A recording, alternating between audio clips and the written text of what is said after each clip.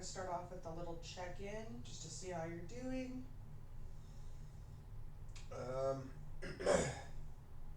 had a cold the last couple days, and I think I'm finally getting over it, but it didn't help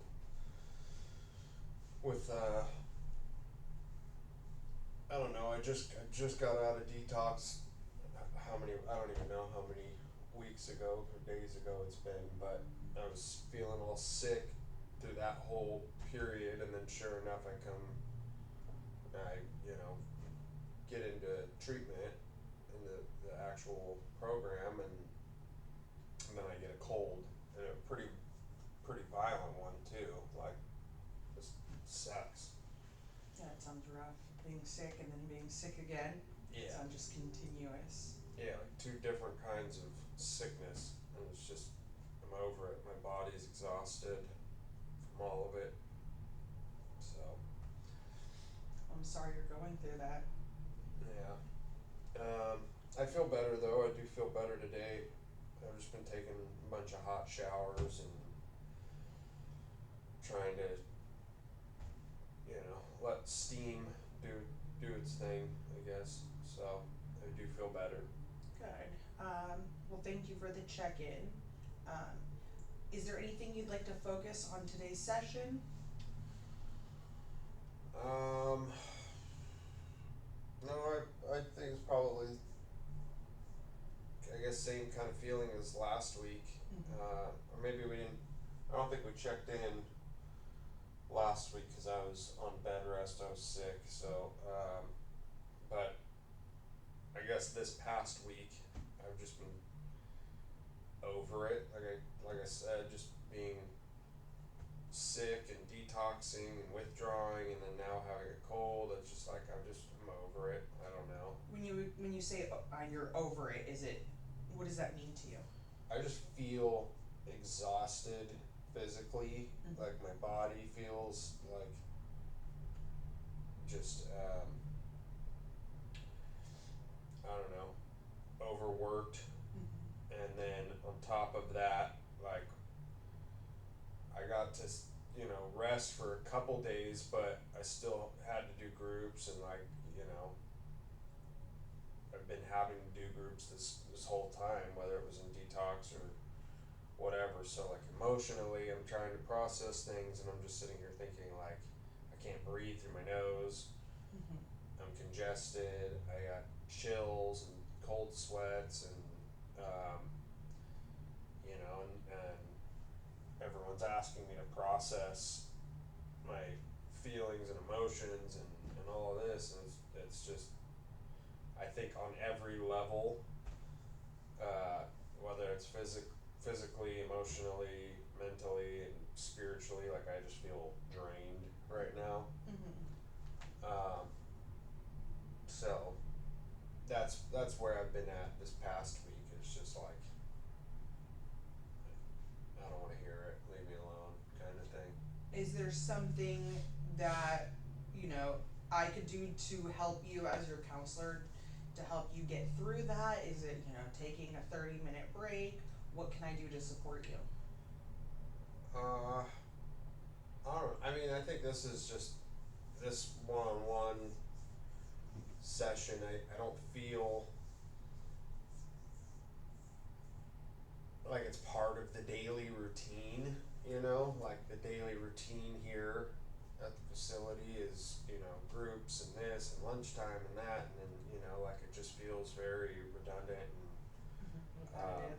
as yeah, repetitive, and like at this point I don't know, sitting in here and just like being able to sit down and relax and not have like a topic to be on and learn about the synapse in our brain and why we do what we do. I think it's just a little bit easier and Mhm. nicer to, it's easier to digest, I guess. Do you see how doing groups and all those things could help your sobriety though in the long run? Yeah. I mean, and I think for different people, like if you ask me honestly, I don't care why my brain Mhm. needs alcohol and drugs. I don't really care. I mean,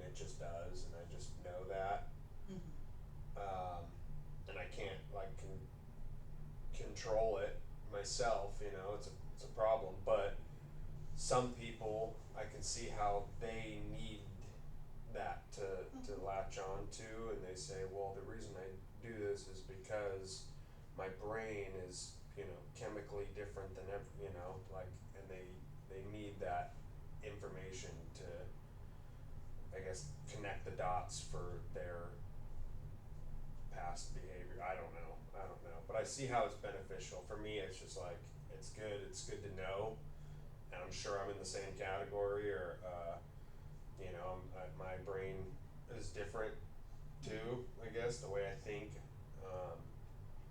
but I see how it could be beneficial. Well, it's amazing that you can see how everyone learns differently and how everyone processes things, and be open and willing to let them do that. Is there a certain way that you believe you process things? Like, is it through activities? Is it through what kind of groups? What works for you, do you think? I guess, I'm pretty, I do like structure, I do need structure, I find that times that I've tried to get sober in the past, having a pretty tight ship, you know, everything is consistent. I do find that I operate better under those conditions, cause I can fall into the program of it a little bit, and I know, like, okay, now we have this, now we have this. It leaves me less time to sit with my own thoughts, when we're doing groups and lunch and like all of that. You know, I'm really just whining about it right now. Like, it's just after detox and the sickness, I'm just, I don't know. I wouldn't say you're whining about it. You're here. We're here to talk about your feelings and what you're going through. That's your purpose of being in these rooms, is to share. Yeah, I don't know. I think as far as like individual groups go, I don't like to sit and talk about individual things. Like, I guess as an example, learning about how the brain works, that's just way too complex for me. So like, I'm completely checked out, I'll be honest with you. Every time we do that group, however many times a week, I'm completely like not engaged. But say something like, you know, when we go out to an AA meeting or whatever, and I'm hearing other people that, you know, had a similar story, and they got sober, and I'm listening to them, and they're laughing and like almost, I don't wanna say glorifying, but they're talking about these things, and they found a way to laugh about some of the darker things that they've experienced, and they found a way, like, it just says that they've accepted it, and it is what it is, and you can only grow from it or let it kill you. And like, Do you like to relate to these people? yeah, I relate to a lot, if not all of them. I think it's a different setting, right? Like, these, as far as I know, right? I don't know if any of them are in sober living or in a program of their own, but like, I assume most of them they've either done what I'm currently doing right now in treatment, or you know, they got sober with a sponsor and did what you guys suggest we do here, and now they're working their jobs, they're paying their bills, they're, you know,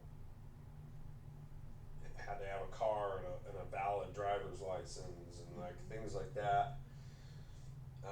It's just nice to see, and it's promising, I guess. It gives you hope. Yeah. Hearing that you can also obtain all those things. Yeah, and the way they talk in the meetings, a lot of it is lighthearted. That's what I'm getting at, is like a lot of it's very lighthearted, even though we're talking about very serious things, and it's heavy and it's deep, and it's just like, draining and exhausting. They're talking about things that are otherwise would probably disturb most people, but they're laughing and they've grown from it, and they can share that now with someone like me. I hear, some of the shenanigans or some of the stuff that someone might have done when they were drinking and using, and I can like connect to it and say, oh my god, I've done that too. But his mom forgave him or his girlfriend forgave him, and like, that could be, I could have a similar story. My mom might forgive me for some of the stuff I did, or my girlfriend might. So Well, that's amazing. You like going to AA meetings because community is such a big part of it. yeah, and it's hard too, cause like in here, it's easy. I think it's easy for people to fall into basically what I'm feeling right now of just like repetitive, groups, and you've been here for a couple weeks, and you just did detox for however long, and now you're in here for a couple weeks, and it's just like, when does it end? Um, I think everyone collectively agrees that we're here to be better, and everyone's on the same page, but like some days, and I'm guilty of it, I'll come in and I'm just in a bad mood, and I throw off someone might be in the best mood ever, and they're like fired up to be sober and do all the groups and go to the meetings and everything, and I'm just in a bad mood, and it kind of goes vice versa. I might be in a better mood, and someone will come in and just have a bad attitude, and I'm just like, I don't want to be here. I agree with them. I don't want to be here. Yeah, and it's okay to have bad days. I Yeah. hope you know that. It's working on not absorbing everyone's energy and taking that with you, and still being able to go out about your day feeling grateful and into the groups, and without someone taking you out. Yeah. Yeah, I mean, I'm not really too concerned about anyone in here, um, taking me out per Mhm. se. Like, I'm here on, my family paid, I don't even know how much, but a decent amount of money for me to be here, and they want me to be here, and they need me to be here, and I committed to it. I gave my word that I would stay, so whether I want to be here or not, I'm gonna stay, regardless of someone else's bad attitude in here. Can I ask you what exactly, besides your parents, what was your motivation to come to treatment? Well, like we talked about a couple weeks ago, like I was using some pretty heavy opiates, and there's a point with the opiates that it doesn't affect you the same way that it does, I guess, when you're just starting, when you've been using the same substance for extended period of time, you're just fully depleted, right? And I guess going into what's it called, the brain stuff, I'm no scientist or whatever, but your endorphins are completely gone. So at some point, like the same amount, your tolerance builds up, and you're using the same amount just to feel normal. And I had gotten to that point where I was just using copious amounts of opiates just to get out of bed and feel normal, and like just to be able to walk outside. And oddly enough, as terrible as it sounds, to operate a motor vehicle, I had to use, Mm-hmm. a certain amount of opiates just to function. And like, that's concerning, obviously. Um, I guess I had a thought a couple months ago when I was really, really, really bad, before I talked to my parents and they, figured out how to get me here. But I had a thought. I was driving around one night, and I thought, like, I was kind of dozing off behind the wheel, and I thought I could probably kill someone. or myself. Uh, yeah, it just freaked me out. I mean, I really don't think about anything other than myself when I'm using, and I don't think about, someone else that's driving around, but that thought just kind of really freaked me out, and I thought I could blow through this red light and kill someone right now, with how bad of shape I'm in. So, I think that kind of started it, and it just kind of made me a little bit more open to. I kind of brushed it off. I will say I kind of brushed the thought away. It was fleeting, but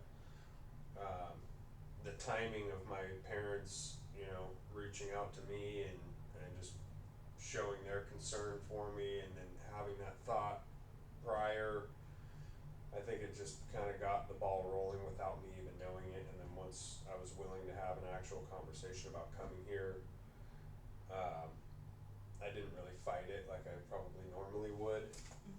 So, Well, it's so amazing that you're so aware. You're so aware of possibly hurting yourself or others. And I'm not normally. I'm not. Like I said, I don't think about anything other than myself, and I always think it'll never happen to me. I have friends that have died or, gotten in car accidents or whatever under the influence, and I don't know. I hear about it happening, or I see it happen, and I think, well, that's not gonna be me. So, sucks for them. I mean, what do you think made that change of not care, or like not like thinking that was gonna happen to you versus being aware?